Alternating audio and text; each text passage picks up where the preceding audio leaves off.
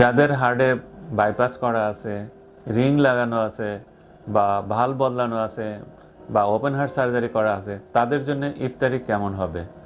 যাদের হার্টের পাম্পিং পাওয়ার সুন্দর, ইজেকশন ফ্র্যাকশন ভালো, তাদের জন্যে যে কোনো ধরনের ইফতারি সে গ্রহণ করতে পারে। কিন্তু যাদের পাম্পিং পাওয়ার কম, তাদের ক্ষেত্রে শুধু পানির একটু রেস্ট্রিকশন থাকতে হবে। ইফতারিতে সিম্পল হইতে আমি বলি, একটু শরবত খাবেন, 2টা খেজুর খাবেন, 1 পিস জিলাপি খেতে পারেন। সাথে এখন কিন্তু আমাদের সিজনাল ফ্রুটস পাওয়া যাচ্ছে, পেয়ারা পেয়ারা খাবেন, আপেল খাবেন। একটু হালকা খাবার, একটু নরম খাবার, সেগুলো আপনারা গ্রহণ করবেন।